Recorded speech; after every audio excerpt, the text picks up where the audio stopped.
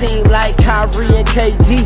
Or the Lake Show with King James and AD. Wish I could match him up with the bad boys from the 80s. But no black and white, I need that in HD. HenDawgz.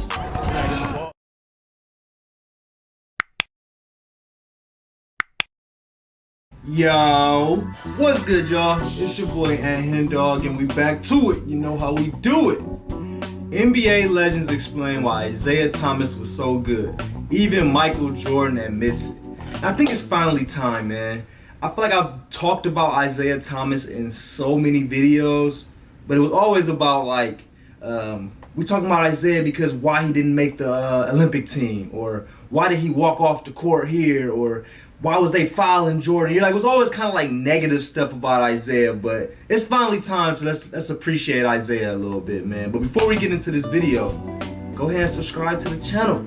We are on the way to 10K. We're almost there, man. We're trying to get there by the end of next month, so help me out. If you didn't watch some of my videos and you ain't subscribed yet, what are you doing? And if this is your first time watching a video, go ahead and subscribe right now. Go ahead and help me with those algorithms. But yeah, like I said, man, it's time to let's appreciate Isiah Thomas, man, because he is arguably a top 3 point guard of all time. Like, it always kind of go that Magic, Steph, and Isiah. Like, Isiah is always floating around there. He's not too far from them two. I'm gonna tell y'all that. And I think it's right, only right that I start talking about him more positively on my channel. So let's get into it. We got NBA legends explain why Isiah Thomas was so good. Even Michael Jordan admitted, the person that didn't even like him. But let's get into it, man. Let's get it.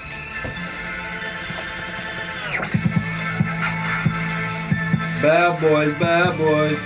What you gonna do? What you gonna do when they come for you? Bad boys. This is Sean Kemp. Hey, shout out to Celsius too, man. What's up? This is Vince. Shout out to Celsius. Hey, what's up? This is Matt Barnes. If you're an old school NBA fan like I am, make sure you check out the Basketball Time Machine with my man Sean Davis. Hello, good day to y'all. How's it going? My name is Sean Davis. You say it twice? Thanks for tuning in to the Basketball Time Machine. I hope you're ready Hello, for your good day to y'all. of NBA basketball. Hello, good day to you all. In today's episode, I want to take a look at an NBA player of the 80s and 90s that is considered to be one of the greatest, but also has a very rocky relationship with other NBA legends. I'm, of course, talking about Isiah Thomas. But before we dive into today's episode, let me ask you guys for a small favor. Please subscribe to the channel, like the video, and even more important, click the notifications button so you never miss an episode of the Basketball Time Machine. Alright, enough said, let's get right into it. Before we get into it though, go ahead and grab your little drink, go ahead and grab a snack, go ahead and grab whatever you need for this video, man. It's like 9:30 a.m. here, so I got me an energy drink. This is my start of my day. There's no telling what time it's gonna be when you watching this, so if it's nighttime, you know, you might gotta get you a little adult beverage if you old enough, or go ahead and just get whatever you need, man. Go ahead and grab some candy, like some Skittles, Starburst, whatever you need, man, to get through this video, because we got about a 9 to 10 minute video here, so let's get into it.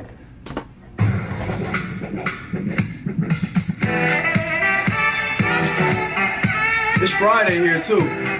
Happy Friday. Might be like Saturday when I post this though, or Friday night, I don't know. So where do we start? I would say let's start with Eddie Johnson, who was one of the greatest shooters of the 1980s and 1990s, who's now an NBA analyst. So let's start with him. Standing at only 6'1", Isiah Thomas dominated like few guards ever have. With his scoring ability, ball handling, and legendary will to win.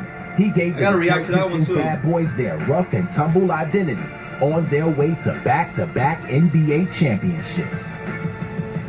Isiah Thomas. Oh, what a pass! Oh, that's the pass of the year. I knew he was going to be special. I did. He is one of the most special basketball players we've had in this league, and one of the most unselfish, because he could have scored 30 points a game, but you know what? He understood that he couldn't continue to just chuck shots up because it wasn't producing wins. And all of a sudden, he allowed his teammates to play a heavy hand in what they did offensively. He tuned up his defense. They came up with a mindset of how they were going to beat teams, how they were going to get past the Boston Celtics in general, and they did it. And they did it by just playing physical basketball and him facilitating more than just shooting. And it was an amazing turnaround of unselfishness by a player that we've seen in the history of this game. And it led to him beating teams that other players couldn't beat, quite honestly. I mean, Isiah. Oh, yeah, they said that was one thing that we got to give Isiah his credit for. He was one of those players that beat everybody. At some point throughout his career, he beat Jordan. He beat Larry Bird. He beat Magic. I think he even beat Dr. J. I'm not 100% sure about Dr. J, but those first three, Magic, Bird, and Jordan, he beat all of them. So we got to give him his respect, man. And the Pistons, though. I don't want to sit here and act like he was the only person on that team, but he was the leader of that team, man. So shout out to Isiah and them bad boys Pistons. Not only beat Boston, he beat the Bulls consistently, he beat Philadelphia. Oh, he did. He's had success against all those top teams at that point in time in the Eastern Conference, and it culminated into 2 NBA championships. Now the next player's opinion that we're going to take a look at is definitely one of the most interesting one. Why? Because Michael Jordan and Isiah Thomas obviously have this very icy and strange relationship. Let's have a look. I respect Isiah Thomas's talent. To me, the best point guard of all time is Magic Johnson, and right behind him is Isiah Thomas. No matter how much I hate him, I respect his game. Yeah, it was insinuated that I was asking about him, but I never threw his name in there. Based on the environment and the camaraderie that happened on that team, it was the best harmony. Would Isiah made a different feeling on that team? Yes. You want to attribute it to me? Go ahead, be my guest. But it wasn't. Because the thing about Isaiah's handle is most guys who have a handle have a move. Right. Their handle. It might be a crossover. He talked about it. Might be the step back. It might be the in and out through the leg. Tim Hardaway, wicked crossover. But Isiah could what I would call pat it. And he could pat it as well as you talk about making music. Pat Isiah made music with it. What do you mean? One would be Isiah What do you mean, Thomas. pat it? We all remember the highlight in the Boston Garden of him crossing over Danny Ainge, waiting, telling him to come up, hurry up, crossing him over again. Yeah. Wait, I ain't seen this. I'll give you Zeke. All right. When Isiah was like, I ain't seen that. And then they like were way up there and scored because they went from an all offensive team to a defensive team. When they had their offensive team with Isiah and Kenneth Trapuka, John Long, and those guys, that's when Isiah had the crazy handle.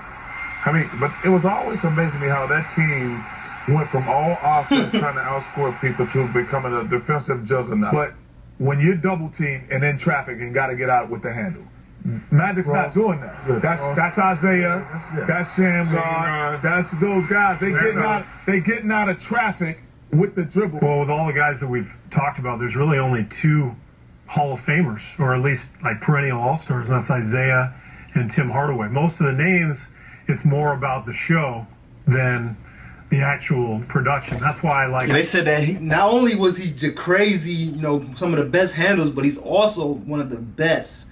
I guess that was kind of like a diss to like Jason Williams and Rafer Austin and all those type players who's super great on the ball. Maybe even Kyrie. No, that was before Kyrie. So no, he wasn't talking about Kyrie.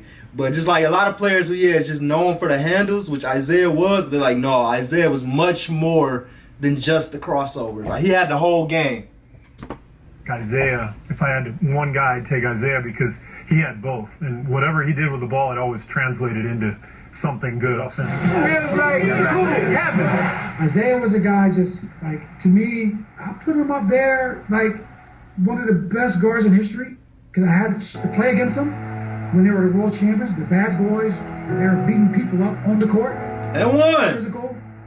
His tenacity, his size, his leadership. Toughness. He's not backing down. Forgot about the ankle issue. Him scoring all those points. I think it's 23 points in the quarter with one ankle. One ankle. I don't believe what I'm seeing. He is just showing so much heart and determination. Maybe one of the best we've ever seen in one quarter in finals history. Like, in the finals? Like, come on. Is that a good finals to react to, y'all? That Pistons-Lakers? What y'all think? Did it go enough games? Did it go like 6 or 7? If it went 5 or 4, then it wouldn't be no point. But if it went 6 or 7 games, let me know so I can react to that. Like that's legendary. That's what makes guys like that Hall of Fame legends and people like myself that grew up look up to and want to emulate as a basketball player. So I played with the great Isiah Thomas, and I knew it. I still know it, you know. All the way up. That is literally carrying the team on his back. Magic Johnson saying, come up to Orchard St. Mary's. And then y'all kind of got to talking, and Magic said, let's play it in the 2-on-2. Right. So for me, and then afterwards, he's the reason why I took my dribbling to the other level. You remember you gave me 2 balls? Yep. You remember? Yep. Can you want to show? No, go ahead. I'm going to show. Can I have that ball? See if you remember. He said, drop one, pass the other. Yep. Drop one, pass the other. Drop one, pass the other. Drop one, pass the other. And I couldn't do it for about 6 months. And then I started. Hey, y'all listening, man? Kids, if you watching, adults, if you watching, for the kids, or for you, if you want to get better in your dribbling, or if you a trainer, if you got kids, you got a son, a daughter that's want to play basketball. These are drills from a NBA Hall of Famer. So we got to start, taking these different things that they saying in these videos. Like that's my main goal for these, y'all. Like I love to be able to make money off of this. I love to be able to sit in my bedroom or living room and just react to these. But let's get something out of these. Let's actually, really help each other. This is informative stuff right here. So let's take this drill that Steve Smith remembered for 20 years, and let's put it out there. Let's get it out there. It's definitely something I'm about to start doing. It's hard to get it where I can go anywhere. Good hand-eye coordination. He would bring people out, and he was cold because Isiah always smiling. So you think he's first of all, he's a nice guy, but you think, it's going to be sweet today. So he's not letting no little kids score. And he's like, no, you got to earn this. You got to work for this. And then he proceeds to do the machine gun. Yes. And that's why, as a big fella, like growing up in Detroit, we talking about guards, but seeing like Derek Coleman, Terry Mills, Victor Alexander, Derrick Gross, big guys that had handle. And then you were a point guard, but I mean the centers that almost are your size, and we saw you with handles. And then Zeke came out and did the machine gun. And I remember my father telling me, just like how you said, drop, twist, drop. He said, 99% of the kids in here are not going to listen to what Isiah say. Are you going to be one that listens? Yes. And I remember looking at him going, okay, Dad. And I remember seeing him do the machine gun, and I'm not lying. It was a blur. First time I met him was in '79. It was a blur. And we were playing in the Pan Am games. And Isiah and I were roommates. And Coach Knight was coaching the team. Isiah was going to Indiana. So Isiah was just it was June. And Isiah had just graduated from high school and was going to go to Indiana the following year. And I was at the University of Minnesota, and I'd be in my room and I'd be trying to sleep, and Zeke would say, I can't sleep. I'd be like, I know you can't sleep. You're waking me up. I'm exhausted because Coach Knight is killing us with practices. Just grabbing 2 hours, just 2.5 hours twice a day. Just wow. I mean, we were really practicing hard. I just want to go to sleep. And he's like, Coach Knight yells a lot. I go, yeah, he does yell. I'm nervous about coming here next year. I go, I'm going to Minnesota, and I'm really gone, so that's your issue. Quit waking me up. The greatest pure point guard ever. Him and John Stockton. Magic Johnson is the greatest point guard ever, but he's a freak of nature. But Isiah Thomas and John Stockton are the 2 best pure. When I say pure, I mean little guys to play the point guard position. Okay. They're the best to ever do it. So how good is Isiah Thomas in my opinion? Well, as I mentioned at the beginning of the video, to me he's not only one of the greatest point guards of all time, but one of the greatest players of all time. And I'm actually grateful that this guy existed, because if it wasn't for him at the Bad Boy Pistons, obviously Jordan still would have been the greatest of all time, but I think he gave Jordan that edge. Because of Isiah Thomas, Jordan went to the weight room, gained some muscles, got stronger, so I think he was very important for Jordan's development. And also, I was happy to have a general on the Bad Boy team that was basically feared among the league. I think that was what made the 80s so great, so I'm very grateful for the player Isiah Thomas. Alright, you guys, that was it for today's episode. Don't forget to leave a like. I definitely got to react to that one right there, that Michael Jordan feared him for a reason. That's something that I think is going to be really good for all of us to see the opposite end of it. It's not really, talking about how great Michael Jordan was. It was kind of talking about why he feared a player, which I think would make up for a really good video. But I appreciate y'all for watching this one. Shout out to Isiah Thomas, man. I gotta start putting more respect on his name, man. I definitely got to. But I appreciate y'all for watching. Go ahead and like this video. If y'all like this video, go ahead and write something in the comments too. What other videos do y'all want me to react to? Should I start diving into more Isiah Thomas videos? Let me know, man. But see y'all next time. We out.